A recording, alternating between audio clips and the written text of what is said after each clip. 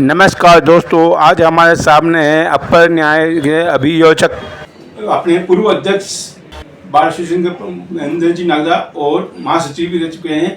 आज इनसे जानते हैं जो अभी फिलहाल ही एक नया मोटिवेशन निकाला है बार एसोसिएशन अध्यक्ष चंद्रभान जी द्वारा। सर ये क्या है, आप बताइए इसमें। हाँ, बहुत बहुत धन्यवाद आपका उनके चैनल का। अपने पूर्व अध्यक्ष बार एसोसिएशन के महेंद्र जी नागदा और महासचिव भी रह चुके हैं। आज इनसे जानते हैं जो अभी फिलहाल ही एक नया मोटिवेशन निकाला है बार एसोसिएशन अध्यक्ष चंद्रभान जी द्वारा। सर ये क्या है, आप बताइए इसमें। हाँ, बहुत बहुत धन्यवाद आपका उनके चैनल का।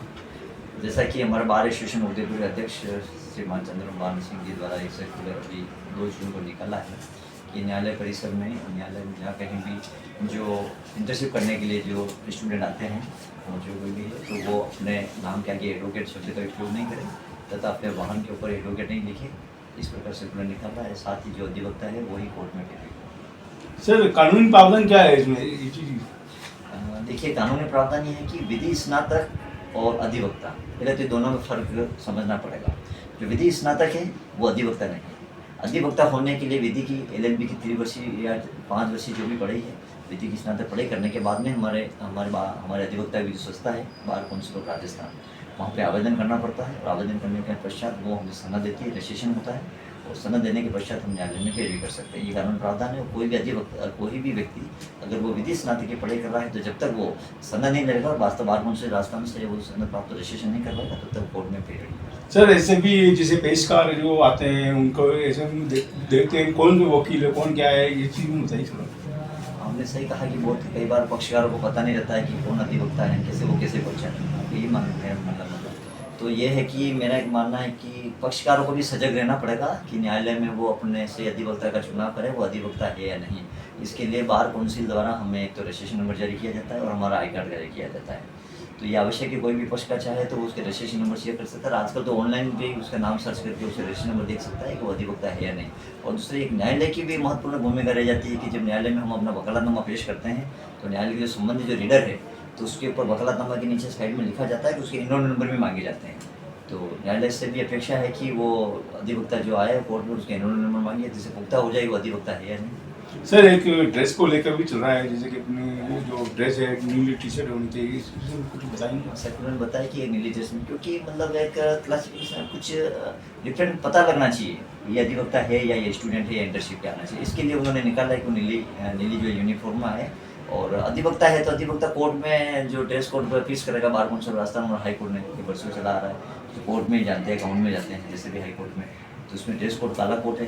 तो ये बिल्कुल सही है कि काला कोट का जो है वो मिसयूज अधिवक्ता के रूप में नहीं, जैसे काला कोट पहनना कोई अपराध नहीं है, पर कोर्ट में जब आप पैरवी के लिए जाओ तो ही काला कोट पहन के जा सकते हो। तो और आजकल क्या कर दिया है कि बहुत से लॉ कॉलेज जितने भी चल रहे हैं तो वहाँ पर ड्रेस कोड के रूप में उन्होंने काला कोट पे किया गया है। वो काला कोट होते हैं तो स्टूडेंट को इसकी जानकारी होती नहीं, तो वही समझते हैं कि काला कोट हम कॉलेज में पहनते हैं तो कोर्ट में भी जब न्यायालय के दौरान जावे तो काला कोट पहन के आवे। तो काला कोट तभी जावे तब जब कोर्ट के सामने आप मजिस्ट्रेट के सामने न्यायालय को उसके पक्षकार की पैरवी करें तो काला कोट। सर एक चीज़ जो सामने हुई, जैसे कि आपने खुद ने विजिटिंग कार्ड बनाया होगा, जो नए अधिवक्ता आ रहे हैं वो विजिटिंग कार्ड बनाने के उसके अंदर लोगों का उपयोग कर रहे हैं, क्या है?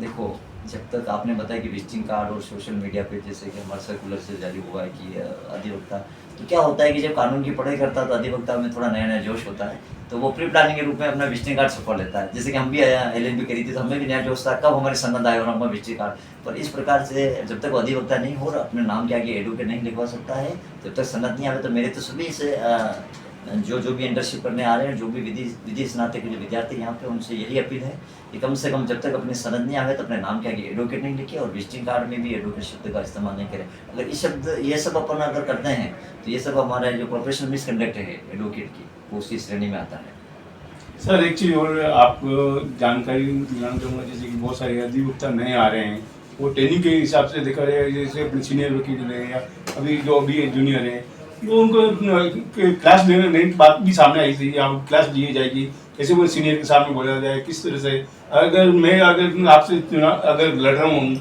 आप सीनियर हैं, आप किस तरह से बात करेंगे? अगर मेरे को नहीं आ रही सीनियर, मैं कैसे लड़ पाऊंगा?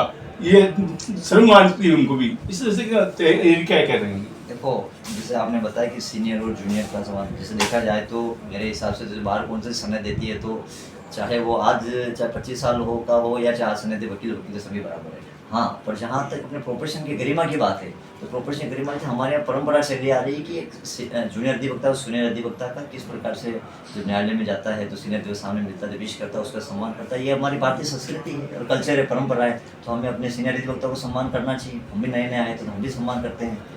तो ये, और बार एसोसिएशन को भी, जैसे हमारी बार एसोसिएशन भाई गौरवशाली बार एसोसिएशन रही है और यहाँ की बहुत ही अच्छा यहाँ का इतिहास रहा है और बड़े बड़े यहाँ के अधिवक्ता हाईकोर्ट जज भी बने हैं। तो बार एसोसिएशन को मेरे हिसाब से ये चाहिए कि समय समय पर ये सेमिनार और इस प्रकार का है कि वो किस प्रकार से प्रोफेशनल जो हमारे एथिक्स है और बार एसोसिएशन के नियम और कायदों और कानून से उनको, और जो हमारी परंपरा है उनसे अवगत करावे और नए आने वाले अधिवक्ताओं को, नए सीनियर अधिवक्ताओं की किस प्रकार उनसे सामंजस्य रहे, किस प्रकार से वो चैम्बर में और गुरु शिष्य परंपरा का निर्वाह करें। बिल्कुल एक सेमिनार वो इस तरह से शिविर का आयोजन करना चाहिए। सर, अपने चैनल के माध्यम से आप क्या संदेश देना चाहेंगे नए अधिवक्ताओं के लिए? थोड़ा नए अधिवक्ताओं के लिए जो कोर्ट में आ रहे हैं उनसे यही है कि वो कोर्ट में नियमित रूप से आएँ और अपने सीनियर अधिवक्ता के साथ मन लगाकर काम करें, डिटर्मिनेशन रखिए, धैर्य रखिए। सबसे पहली बात तो वकालत के प्रोफेशन में आपको धैर्य रखना बहुत ज़रूरी है, क्योंकि ये पेशा ही धैर्य का है।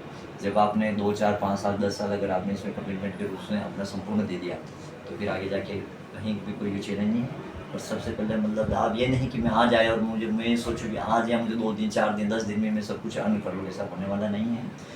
अधिवक्ता का पेशा ही एक धैर्य का पेशा है और लंबे समय तक अगर आपको पारी खेलनी है तो आपको अपना संपूर्ण लगन और परिश्रम के साथ धैर्य रखना होगा। सफलता आपको निश्चित मिलेगी। बहुत बहुत धन्यवाद। ये थे हमारे साथ महेंद्र जी।